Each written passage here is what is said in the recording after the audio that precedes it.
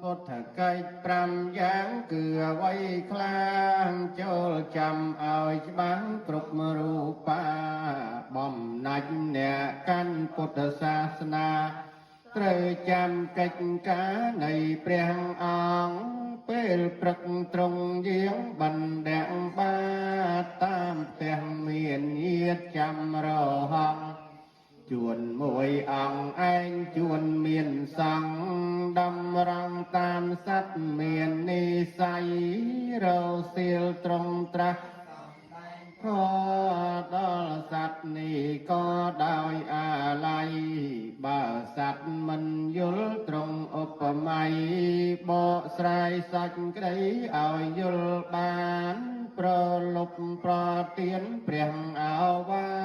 តដល់សង្ឃឲ្យស្អាតល្អកល្យាណកុំឲ្យប្រព្រឹត្តខុសលំអានតាមផ្លូវដែលបានត្រង់បញ្ញត្តិអាត្រៀតត្រង់ដោះស្រាយបញ្ហាដែលពួកទេវតាមកច្រើនក្តាត់សំដែងព្រះសូរឬបរមត្ថតាមពពួសត្វដែលសង្ស័យចិត្តភ្លឺប្រមើលនិស័យសត្វ